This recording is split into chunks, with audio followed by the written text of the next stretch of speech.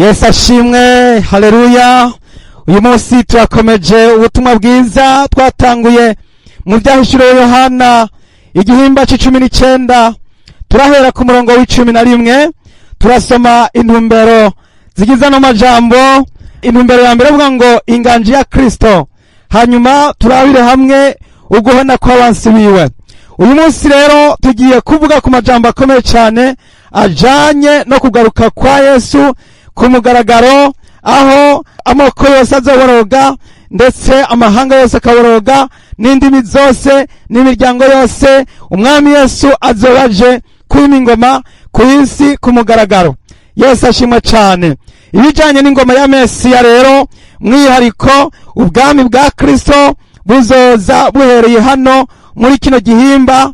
Nukuvuga ngo ku isi bazobona ubwami bw'Imana buje, Mesiya azomanuka, Mesiya azoza, hanyuma afate ca gikoko ariwe Antikristo, afate na wa muvugishwa w'inyama, maze abate mu muriro aho bazokwama basha imyaka n'imyaka. None rero reka dufatanye amasengesho dusengere iri jambo ry'Imana tugiye kwinjiramwo.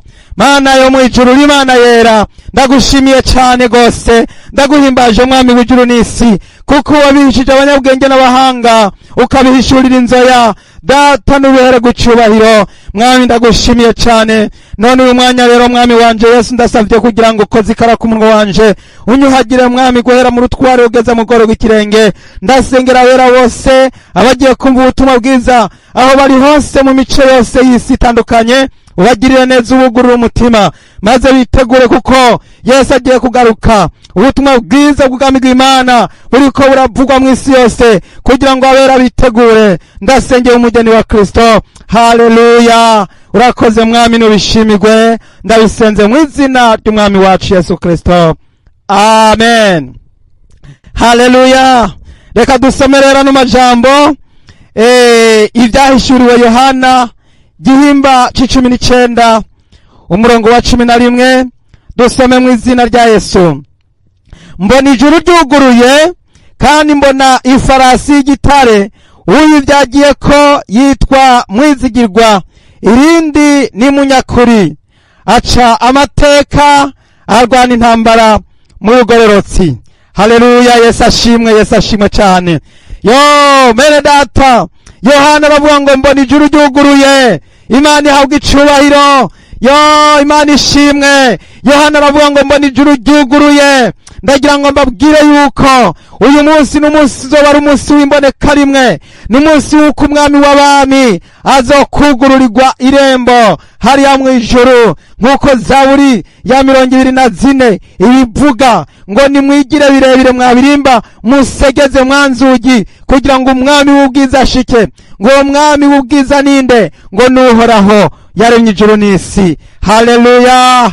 Ibirimba byo mu ijuru bizokugururwa, amarembo yo mu ijuru azokugururwa, aribwo bwa mbere ku mugaragaro. Amarembo yo mu ijuru azokugururwa, ijuru rizokingurwa, ijuru rizokugururwa, maze amarembo yongere kugururwa, kugira ngo umwami w'abami, umwami aganza ijuru, akaganza n'isi, akaganza n'ikuzimu. Umwami w'ijuru n'isi n'ikuzimu ariwe Yesu Kristo yatsinze, yarazamukanye intsinzi. Mwibuke ko Yesu afise ububasha mw'isi bwo kuzura abapfuye, akagira ububasha bw'ikuzimu naho nyene bwo kugurura muri paradiso, akagira ububasha mu ijuru, akaba ari umwami avyagiye uburyo bw'Imana Data wa twese. Haleluya. Imana ishimwe cyane. None rero Yohana yagize atya, abona ijuru ryuguruye, ngo kandi agize atya, ngo acabona ifarasi y'igitare, ngo kandi uyivyagiye ko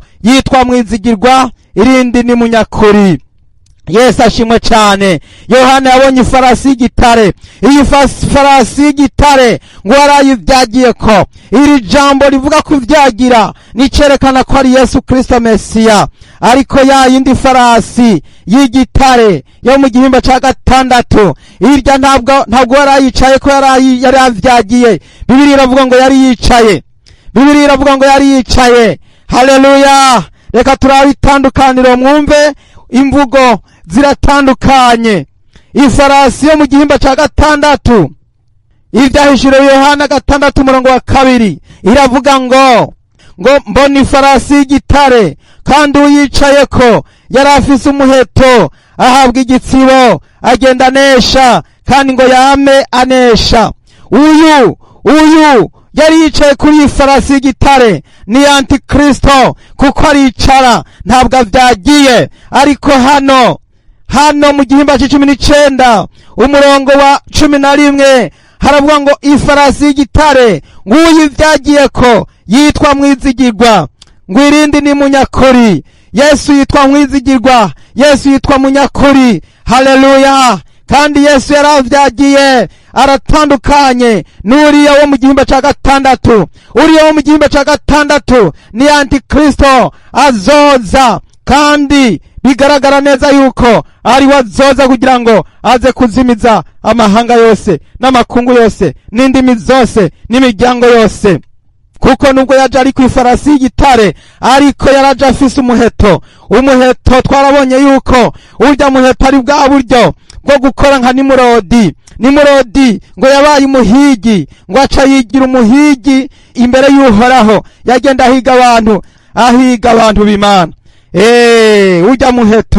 Urya muheto twarabonye yuko ari bifise isano na bimwe bimeze nka biye vya COVID. Yaje ahabwa umuheto, akagenda azibagura inshinge, maze abariko baramushangiriye, abariko baramushigikira nabo baciye bashinga idarapo y'uko umuheto w'umunywamazi, idarapo y'umunywamazi, idarapo ya bamwe barongorana bahuje ibitsina.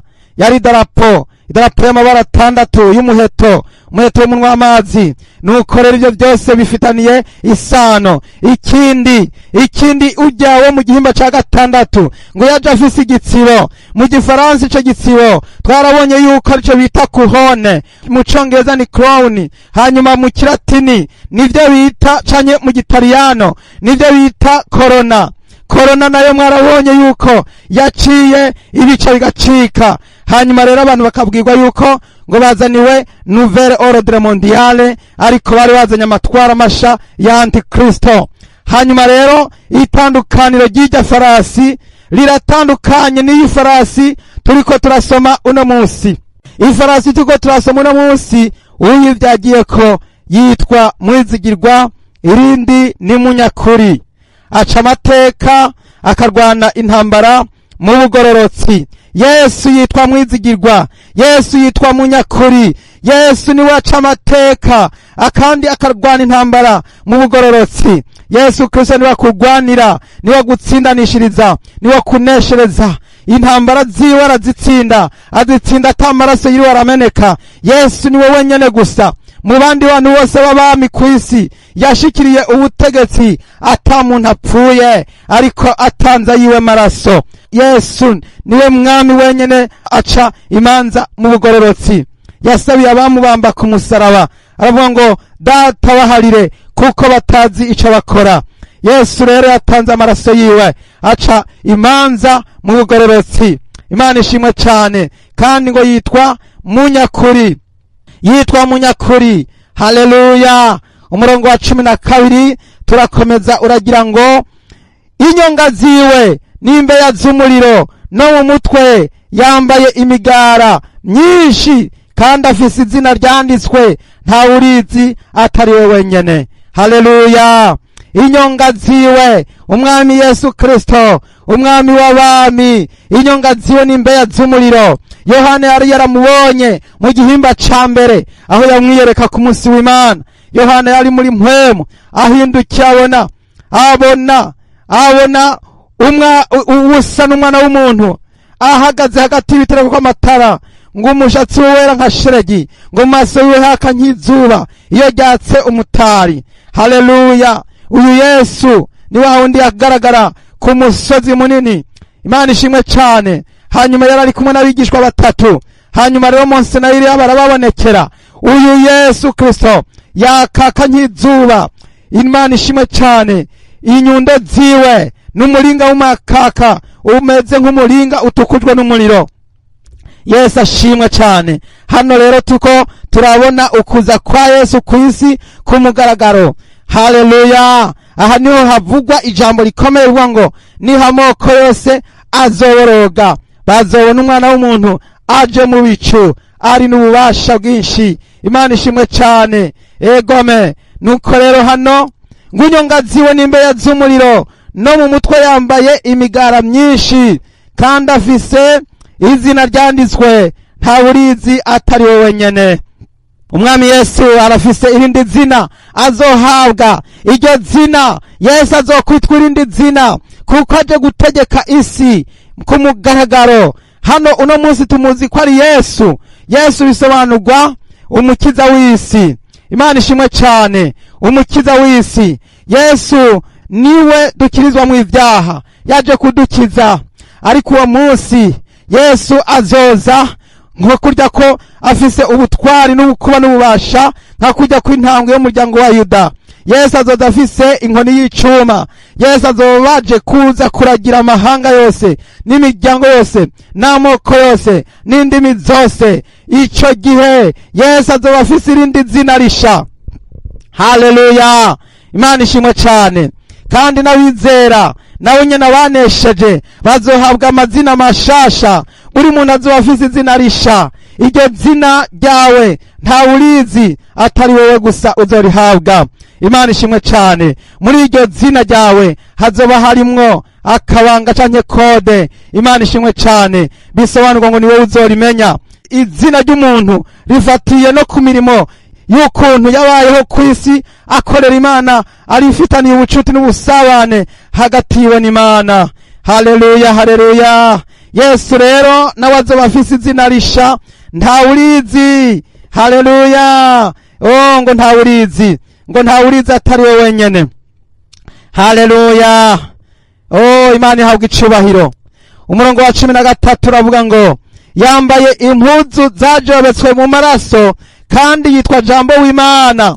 Hano barimwe baramusobanura le detaye mo paramo, ijambo rimwe kurindi, ngo yambaye impuzu zajobetswe mu maraso. Basobanura yuko Yesu, haleluya, ari umwe yadupfira ku musaraba i Kalvari Golgota. Niwe aje yambaye impuzu zajobetswe mu maraso. Imana ishimwe cyane. Haleluya!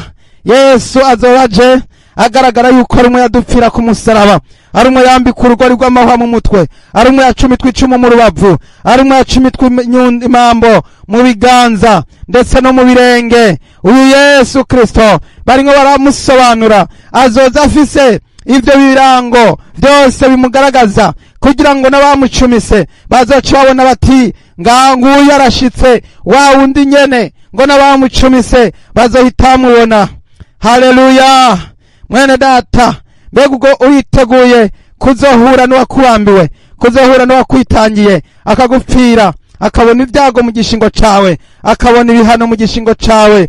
Ni Yesu Umunyanazareti agiye kuza vuba, ngo azoza yambaye impuzu zajobetswe mu maraso, ngo kandi yitwa Jambo w'Imana. Uyu Yesu afise amazina akomeye kandi ahambaye. Niwe Jambo w'Imana. Kuba yari Jambo w'Imana bisobanuye ibintu bikomeye cyane. Niwe yaremye ijuru n'isi. Niwe Jambo w'Imana. Imana mu kurema ni Yesu yakoreshejwe, ni Yesu yaremye. Yesu n'umuremyi.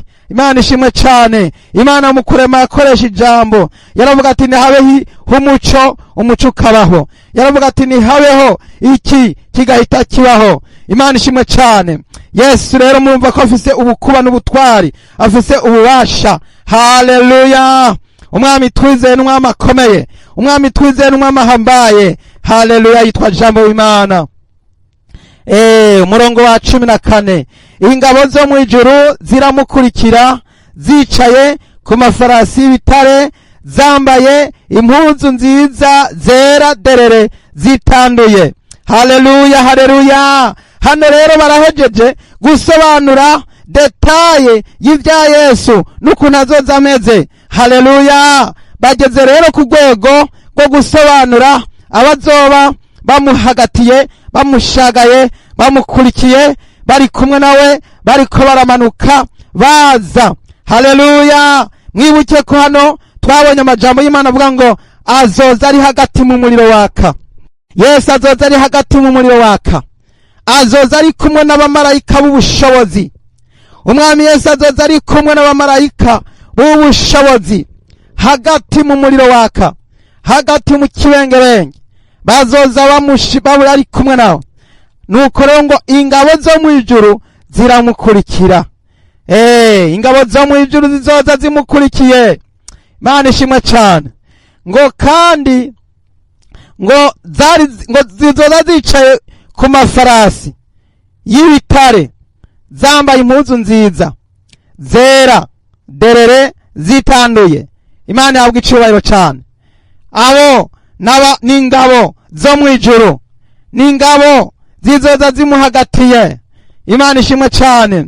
Kandi umwami Yesu Bibiliya dusobanura yuko azoza ari kumwe n'abera. Imana ishimwe cyane. Aha niho dusoma muri Yuda yuko Yesu Kristo azoza ari kumwe n'abera. Reka dusome majambo y'Imana aboneka muri Yuda igihimba ca mbere. Yuda igihimba ca mbere umurongo wa 14. Kandi Henoki niwe yagira indwi uhereye kuri Adamu, yavugishijwe n'Imana ivyabo ati Uhoraho yazananye n'amasinzi y'abera biwe. Imana ishimwe cyane, kugira ngo acire bose amateka no kwemeza abatubaha Imana bose ko batsinzwe ku bikorwa byose byo kutubaha Imana bakoze batayubaha, n'amagambo yose akomeye abanyabyaha batubaha Imana bavuze bayirwanya. Imana ishimwe cyane. Yuda arasobanura yuko Enoki yabivugishijwe yuko Uhoraho yazananye n'abera. Yesu azoza azananye n'abera, abera isinzi. Haleluya. Yesu azoza azananye n'abera isinzi. Imana ishimwe cyane. Azoza ari kumwe n'ishengero. Yesu azoza ari kumwe n'ishengero ry'Imana, azoza ari kumwe n'abera kugira ngo baze gucira isi amateka. Imana ishimwe cyane. Kandi ijambo ry'Imana rikagaragaza neza yuko azoza ari kumwe n'abamarayika bazoba bari kumwe nawe. Ingabo zo mu ijuru nazo zizoba ziri kumwe n'umwami Yesu Kristo. Haleluya. Hanyuma abamarayika twarabwiwe yuko bazoba bari hagati mu muriro waka, bazaba bakikuje umwami Yesu Kristo. Reka dusome ayo majambo. Muri Tesalonike ba mbere igihimba ca mbere umurongo wa 6, umurongo wa 6 n'uw'indwi n'uw'umunani. Kuko ari bigororotse ku Mana kwishura amarushwa abayabatera no kwishura mwebwe abayaterwa, kuruhukana natwe aho umwami Yesu azohishurirwa ava mu ijuru azananye n'abamarayika b'ubushobozi bwiwe hagati mu muriro waka. Imana ishimwe cyane. Haleluya. Azoza ari kumwe n'abamarayika b'ubushobozi, bazoza bamuhagatiye hagati mu muriro waka. Umwami Yesu agiye kuza ari kumwe n'abamarayika b'isinzi hamwe n'ishengero ry'isinzi. Abamarayika bazoza bari bamuhagatiye b'ubushobozi, abamarayika b'ubushobozi. Yesu azoza ari kumwe n'abamarayika b'ubushobozi. Mwene data, ndagira nkubwire yuko bitazoba ari bisanzwe, ntabwo bizoza ari bisanzwe uyu munsi. Haleluya. Yesu azoza ari umwami w'abami. Imana ihabwa icyubahiro cyane. Reka rero dukomeze, turakomeje mu byahishuwe Yohana. Tugeze ku murongo wa 15. Mu kanwa kiwe havamwo inkota ikarishe kugira ngo ayikubite amahanga. Azo yaragize inkoni y'icuma kandi aganishiriza ibirenge mu bwato vino y'uburake bw'inkazi bw'Imana ishobora byose. Haleluya. Yesu ashimwe. Hano barimo baradusobanurira ibizoba biriko birakogwa, ingene Yesu azoza ameze n'ivyo azoza afise. Mu kanwa kiwe hazova mw'inkota ikarishe. Nimwibaza umuntu yoza hanyuma mukabona mu kanwa harimo haraca ibibatsi inkota ikarishe. Murumva yuko abantu bazogwa mu gatengo, bazogwa mu gatengo. Yesu azoza afise inkota ikarishe mu kanwa kiwe, inkota ikarishe. Iyo nkota ngo ni iki? Ngo nuyo kugira ngo ayikubitishe amahanga. Erega iyo nkota izojije kuririka, iyo nkota izojije kuririka. Iyo nkota ntabwo izohiziye ubusa. Mwene data, inkota murabizi yuko muri Bibiliya twahawe ibigwanishwa ndwi. Muri ibyo bigwanishwa ndwi twarahawemwo ikigwanisho citwa inkota. Iyo nkota twarasobanuriwe yuko ariyo jambo ry'Imana. Yesu ashimwe cyane. Ijambo ry'Imana niryo rikubita, niryo risogota, niryo ritema, niryo ritongora. Yesu rero yitwa jambo w'Imana, azoza afise ijambo ry'umuremyi w'ijuru n'isi, ijambo ry'Uhoraho, ijambo ry'Imana, Imana yaremye byose. Yesu azoza afise jambo mu kanwa kiwe, azoza afise inkota mu kanwa kiwe. Imana ishimwe cyane.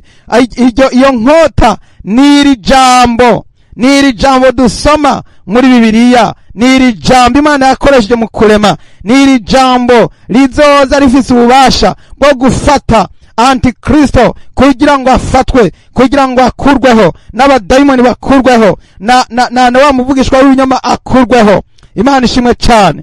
Bazokurwaho n'ijambo, bazokurwaho n'ijambo. Yesu ntazirirwa aragwana, ntazirirwa arakora ikindi na kimwe kindi.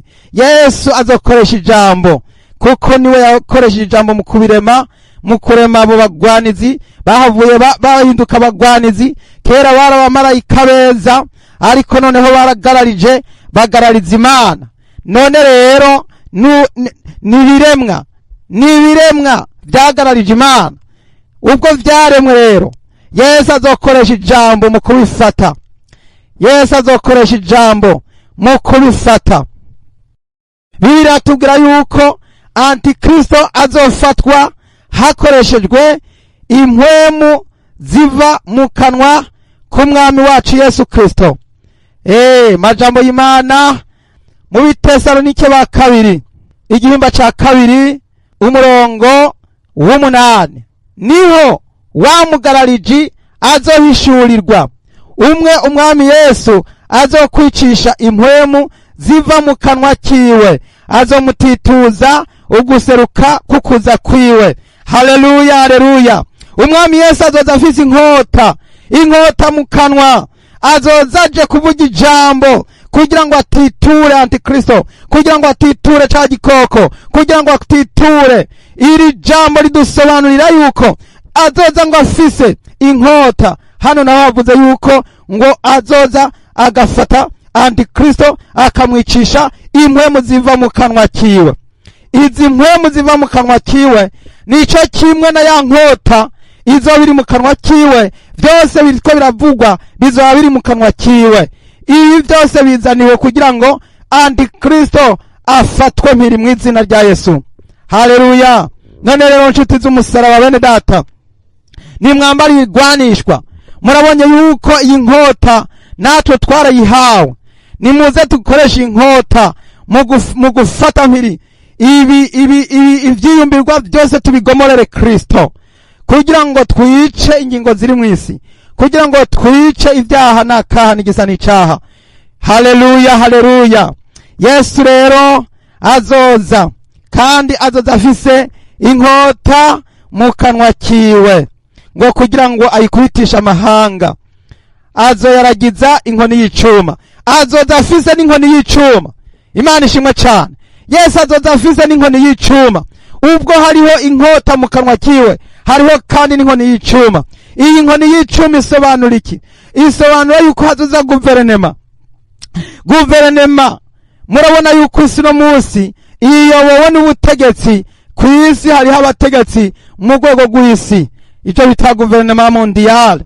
Ivyo bita mubona biriko barashinga, canke bimona bita ngo na za nouvelle ordre mondiale, canke bimona amategeko nka ya mategeko yashingwa muri covid. Ugasanga ngirivuye hariya muri Amerika rihita rigenda rigashika no mu misozi, mu bihugu byose byo ku isi. Bavuze bati mwese mukora iki? Bose babikorera rimwe. bijya rero nibyo bita nouvelle ordre mondiale. Aha rero ndavyifatije nk'akarorero, ariko ibi bita kuragiza amahanga inkoni y'icuma birarushirije, birarengeye itegeko rizova ibukuru ku Mana Data wa twese, kuri Yesu Kristo Mesiya umwami w'abami. Iryo tegeko rizohita risakara mw'isi yose, mu makungu yose, mu moko yose, abakuru n'abato bose bazokunama, bose bazoca bugufi. Yesu wenyene niwe azobashizwe hejuru kuri uwo munsi. Haleluya! Bamwe bazinyegeza mu bihoro no mu bihonamango, bamwe bazoza kwinyegeza mu micamo no mu masoko no mu binogo, abandi bazirukanga binyegeza biruka kwihisha, kuko hazoba hari ubutegetsi bw'Imana. Ubutegetsi bw'Imana, ubwo butegetsi abantu benshi bazobura iyo babikwigwa, bazokwira ibibimba biruke batagira baja niyo bava. Imana idutabare cyane. Mwibuka amajambo twasomye mu Vyahishuriwe Yohana igihimba ca 6. Vyahishuriwe Yohana igihimba ca 6 umurongo wa 15 na 16 n'uwa 17. Reka dusome mu izina rya Yesu. Abami bo mw'isi n'abaganwa n'abakuru b'abagabisha, abasoda n'abatunzi n'abanyenkomezi n'abagurano bose n'abidegembya bose binyegeza mu masenga no mu bitandara byo ku misozi, babarira imisozi n'ibitandara bati, nimutugweko muduhishe inyonga zivyagiye kuri irya ntebe n'uburake bw'umwagazi w'intama, kuko umunsi uhambaye w'uburake bwabo ushitse, kandi ninde ashobora guhagarara? Uko niko bizoba bimeze uwo munsi. Uko niko, iyi ni incamake barimo baratwereka ko n'abakomeye n'abakuru b'isi, abami, abatunzi, aboro, abahambaye n'aboroshe bazokwiruka, bazoja kwinyegeza. Nico gisobanura ico bita inkoni y'icuma, ubutegetsi bw'icuma, inkoni y'icuma hano kw'isi. Iyi nkoni y'icuma buzoba ariko bwa mbere, ni ukuvuga ngo ubwami bw'Imana ntibushobora kunyiganyizwa, ni ubwami buzabuje butazohangura. Imana ishimwe cyane. Ni ubwami buzabuje ico Imana ivuze n'ico nyene kirazira guhindura, kirazira. Imana niyarindiza kw'isi, nta guhindura, nta no kuvuguruza, nta no kuvuga ngo reka bashinge, ngo bande gushinga inama nshinga amateka, ngo hanyuma ngo bashireho inama nkenguza amateka, ngo hanyuma ngo baheze ngo babigarure mu banyagihugu nabo ngo bagaruke batore. Ntabwo ariko bimeze. Imana yo mwijuru, ubukuru bwayo n'ubwami bwayo ni teokrasi, ntabwo ari demokarasi. Imana yacu izoza ari teokrasi, ubutegetsi bwayo ni teokrasi. Imana ishimwe cyane. Mwibuke igihe Imana yari kw'isi ikoresha umusavyi w'Imana Mose, mwibuke ingene vyagenze. Hariho abantu 3 bagararije Imana, bagarariza Mose, baraza baravuga ngo nabo ngo bashaka kuba aribo bategeka, uwitwa Kora na Datani na Abiramu. Mwibuke ingene vyagenze. Isi yarasamye irabamira, kuko bashatse kuvuguruza Imana, bashinze iyindi nama, bashinga ayandi mategeko, barondera iyindi migambi, bashaka kugira ngo bapindure Mose, ngo bamukure, ngo bariho ngo bahashira ngo ubutegetsi ngo bwabo. Baca rero isi yarasamye irabamira, bapfuye urupfu rutasa n'ubwo abandi bantu. Nico gituma ubutegetsi bw'inkoni y'icuma ntaho abantu namwe barabubona. Mugiye kubona mu ngoma ya Mesiya, mu gihe cy'ubutegetsi bw'ingoma ya Mesiya, niho muzomenya ico bita kuragiza abantu inkoni y'icuma. Bazokwiruka basange hari abatangatanzwe, bagaruke biruke, bati turatewe karabaye, basange naho nyene ntibishoboka. Amaherezo bace bagira soumettre canke bumvire bahanwe, kuko ico gihe niho hazoza haraza rya jambo rivuga ngo abo bantu banse ko mbaganza, abo bantu banse ko mbategeka, nimubazane mubicire hano imbere yanje. Iyo migani yose yagiye ayica. Abantu bose banse ko Yesu abaganza, abantu bose banse ko Yesu abategeka, abantu bose uno munsi ubutumwa buravugwa ariko ntibashaka kubwumviriza. abo bantu bose baranse yuko Yesu abaganza. Ico gihe niho Yesu yagenda abivuga, akabivuga mu migani ngo azoza ababwira ati nimubazane mubicire hano imbere yanje. Imana idutabara. Ngo abandi bazobohwa amaboko n'amaguru ngo babacemo kubiri, hanyuma ngo basangize umugabane wabo n'indyarya, ngo niho ngo niho hazomarira no kuryanya isa z'amenyo.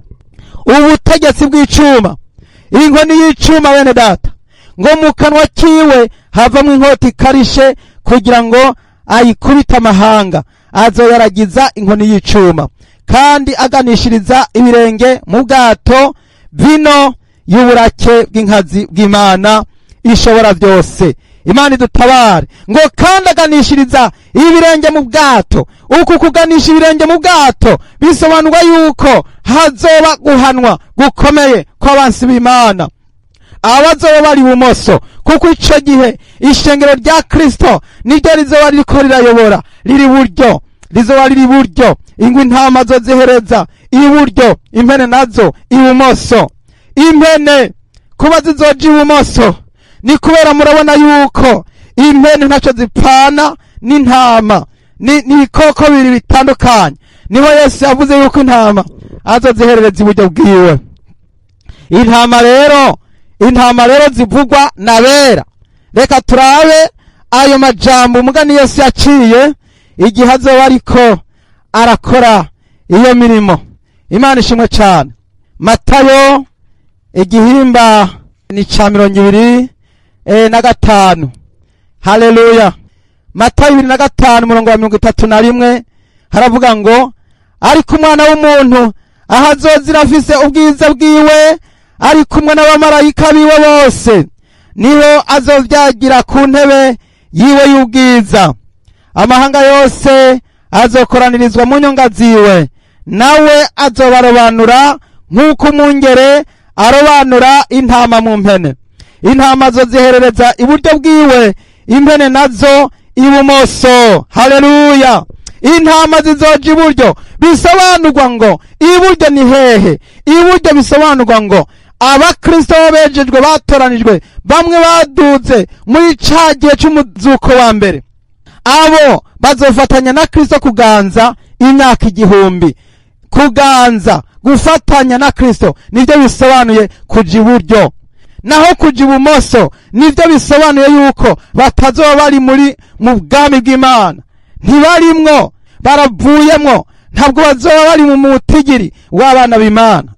Muri ico gihe hazoba hari groupe zibiri, niko twobigereranya.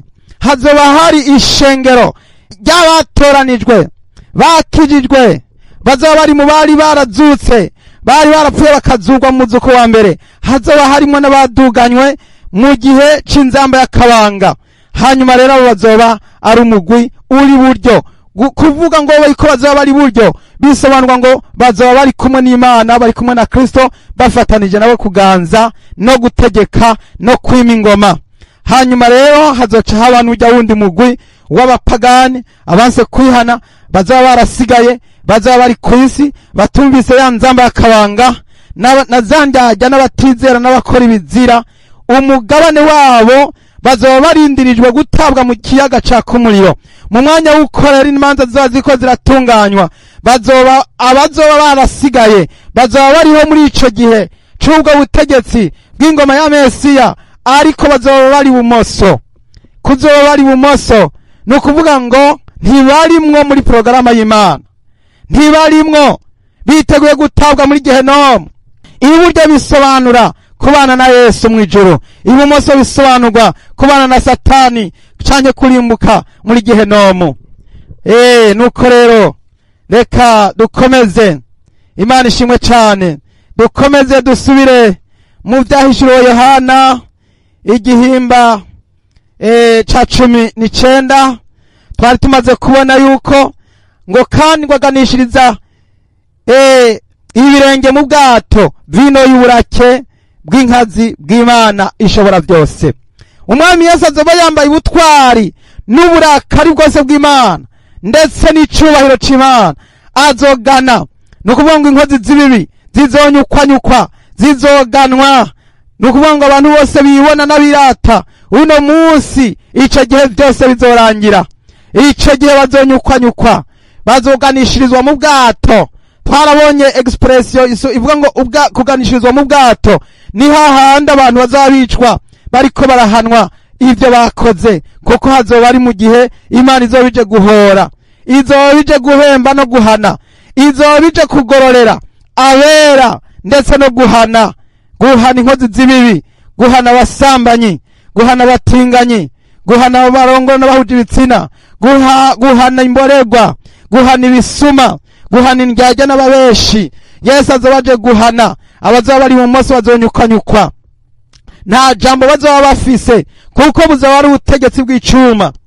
Ubu butegetsi bw'icuma ntabwo ari negociable, ntabwo ari ibintu vya demokrasi, ntabwo ari ndovuga ngo kuki ngo ngaha ngo ibi nibiki. Nta jambo ushobora kuronka mu gihe cy'ubutegetsi bwa teokrasi, ubutegetsi bw'ingoma ya Mesiya. Abanyavyaha nta jambo bazaba bafise. Uno munsi barafise ivyo bavuga muri ubu butegetsi bwo mw'isi, ariko mu bwami bw'Imana nta jambo bafise. Bazokwiruka binyegeza, abazogerageza kwiyimbirako bazokwiyimbirako, abazogerageza kwiyimbira mu kuzimu baziyimbirako, ariko naho nyene ngo Imana izobarungikira ibateze mwibiza kubakomorerayo. Abazoshaka kugenda mu kwezi ngo Imana izobakorora, abazoshaka kuza kunyegeza mu nzuzi ngo Imana izobatuma inzoka ibakomorereyo, abazoshaka kwinyegeza mu bivu no mu butaka Imana izobatumayo ibaduze ngo hose no mu kuzimu ngo Yesu ariyo, ukuboko kw'Imana kuriyo, ngo noduze nkaja mu ijuru uriyo, ngo nomanutse nkaja kuzimu uriyo, ngo nogiye mu kiyaga uriyo, nta na hamwe ngo noshobora kwinyegeza. Niko uwo wanditse Zaburi yavuze. Ntaho Imana yinyegezwa. Bazogerageza kucarajara no guhiga ngene bihisha ngo bahunge uburakari bw'Imana, ariko nta na hamwe bafise bazohungira. Abanyabyaha rero akabo kazoba karangiye, bizaba byakwiye. Imana ihabwa icubahiro cyane. Abana b'Imana ni mutambe mutarike, kuko tugiye guhabwa ubwami. Imana ishimwe cyane. Ubu bwami bw'Imana ni mu bukorere, ni mu bukorere, ni mu bukorere, ni mu bukorere, ni mu bukorere. Mwitegure kuko no munsi turiko turaca mu bibazo n'intambara, ariko ejo ni mwitegure kugororerwa, ni mwitegure guhabwa ibyasezeranywe.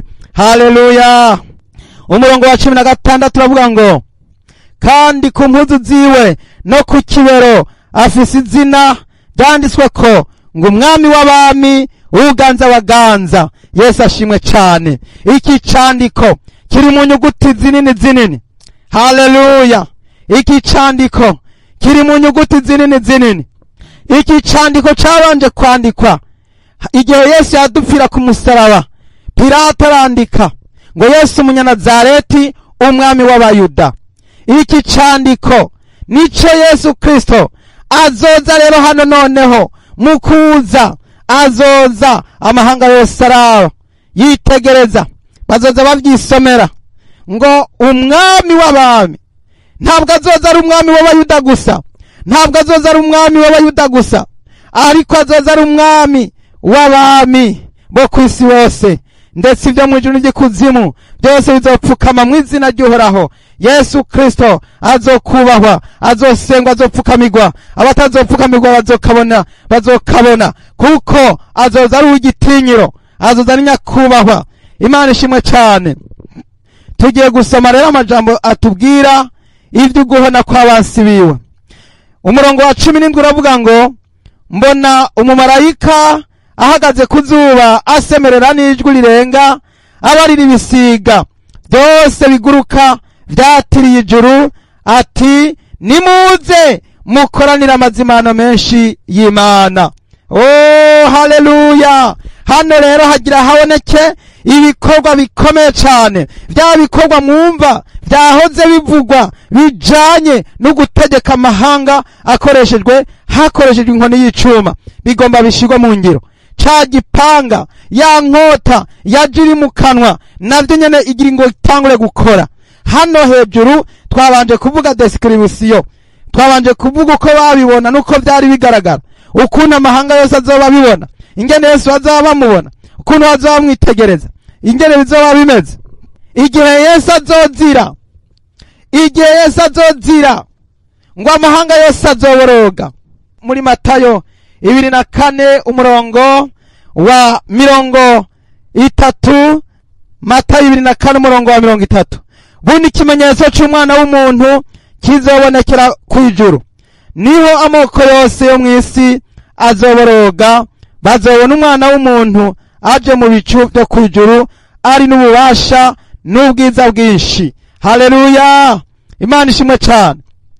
Ngo bundi ikimenyetso, Yesu azoza bamureba, Yesu azoza bamwitegereza, bazoza basoma ngo Yesu umwami w'abami, ngo uganza abaganza. Muri ico gihe ntibizaba byoroshe, ngo Yesu azoza muri ico gihe amaze kuza, hanyuma ngo azoshinga ikirenge ku musozi ahantu hitwa Elayono. Imana ishimwe cyane. Yesu azoshinga ikirenge ahantu hitwa ku musozi wa Elayono. Imana ishimwe cyane. Igihe Yesu azoza ahantu hambere hano kwisi, azohonyeza ikirenge n'ahantu hitwa ku musozi wa Elayono. Uwo musozi n'umusozi uhanganye n'urusengero rw'u Yerusalemu. Ngo azohagarara ku musozi wa Elayono. Zakariya, gitabo cyavugishwa n'Imana, Zakariya igihimba ca 14 umurongo n'uwa 4.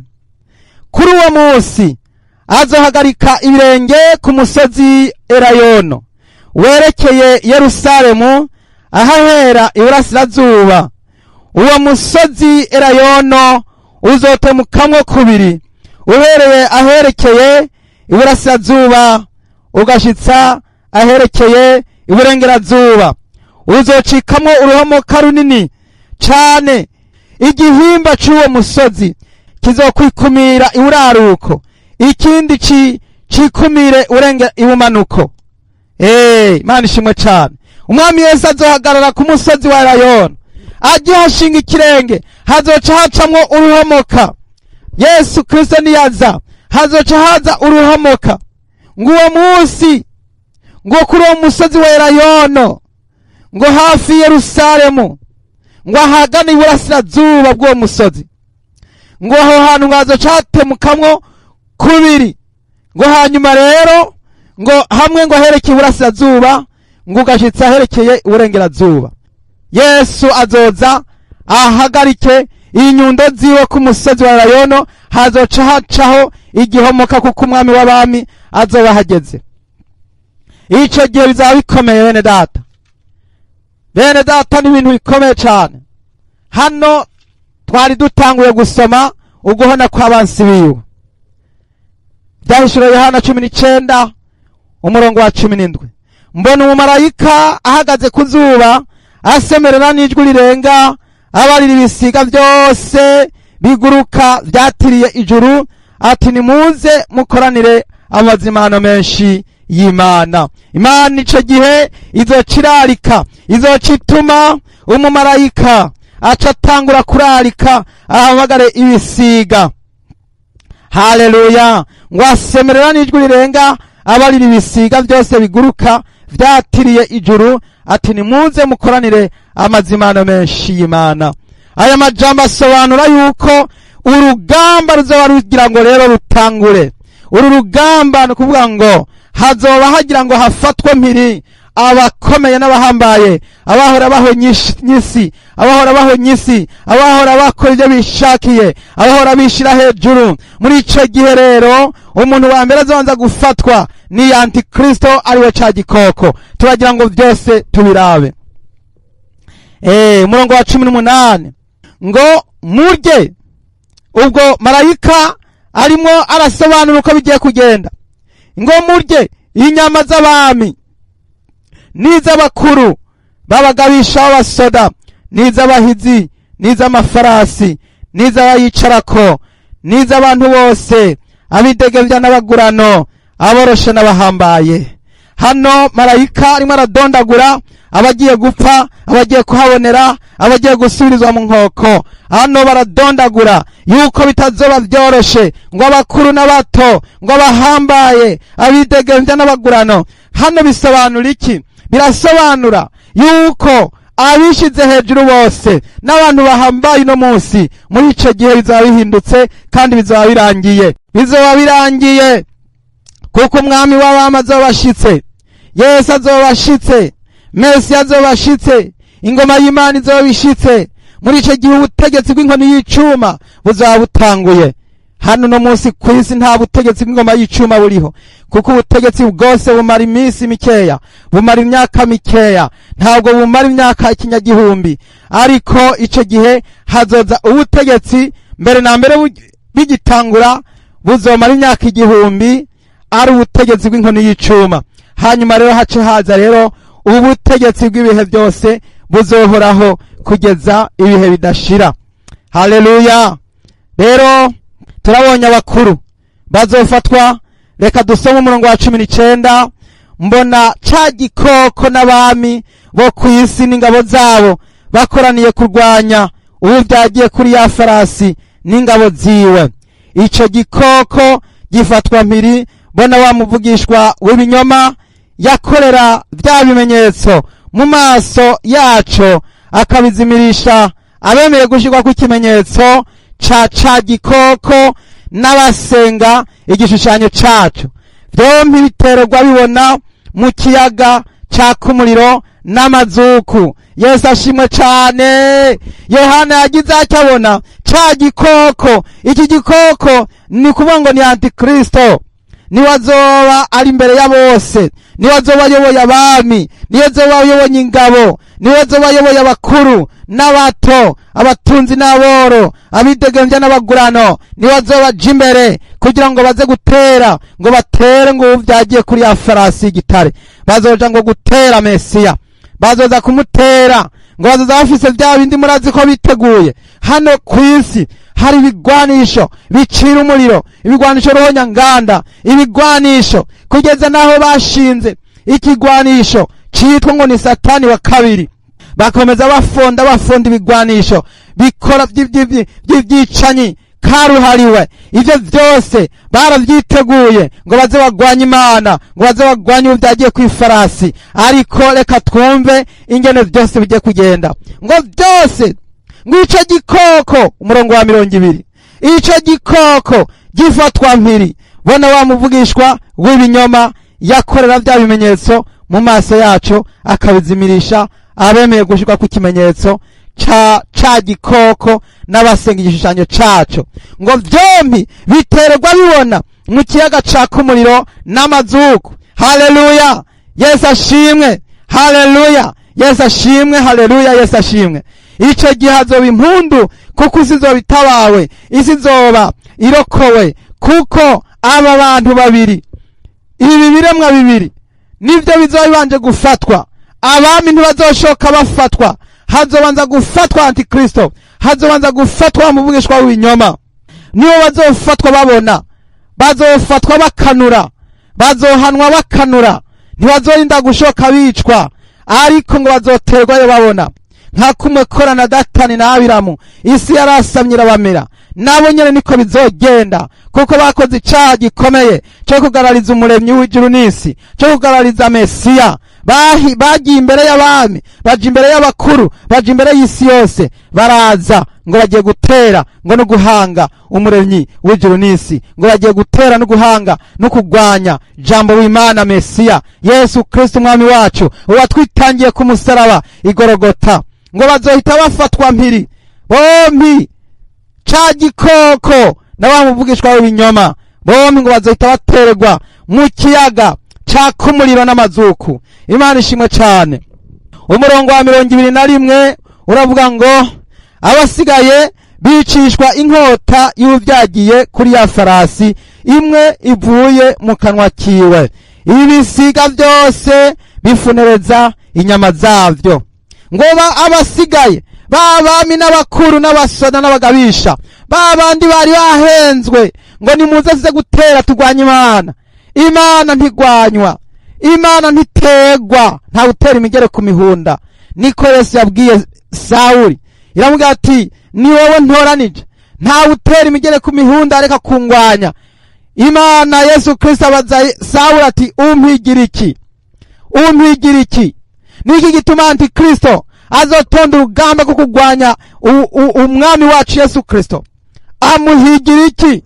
Azohita afatwa mpiri n'abamuhenze bose ngo bazohita bicishwa inkota iva mu kanwa ku byagiye kuri ya farasi. Bene data, ndagira ngo dusoze nkubwira yuko guverinoma y'icuma, inkoni y'icuma, ubutegetsi bw'icuma bugiye gutangura, bugiye gusohora, aho inzambi zovugira, aho Yesu azozira amanutse avuye mu ijuru, ico gihamoko Yesu azoboroga. Ingoma ya Mesiya rero hano itangajwe hano ku mugaragaro, hano birabonekanye ko Yesu azoba yamaze gushika ku isi, ubutegetsi bw'Imana buzoba bwamaze gushika mu bantu. Imana ihabwa icubahiro cyane. Haleluya.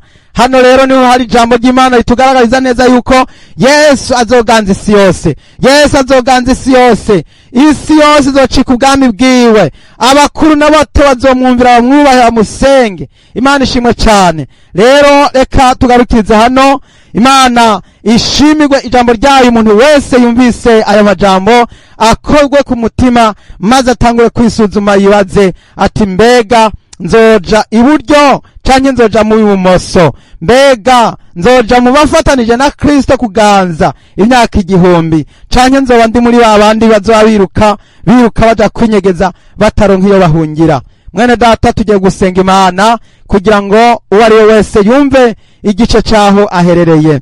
Data, mu izina rya Yesu, ndagushimiye kuri aya majambo y'ukuri y'Imana. Ndagushimiye Mwami kuri inganji ya Mesiya.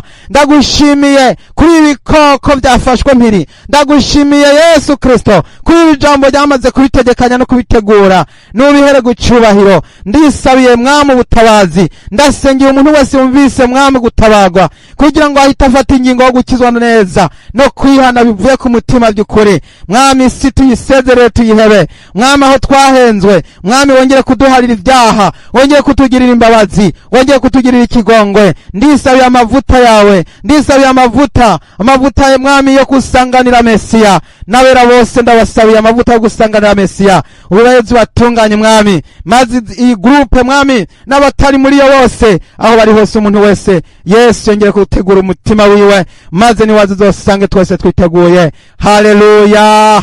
Urakoze Mwami Imana yacu, bishimirwe. Ndabisenze mu izina ry'Umwami wacu Yesu Kristo. Amen. Yesu ashimwe cyane. Mwari kumwe na mwene so Mbonimpa Abeli. Umwami Yesu abahezagire cyane. Amen.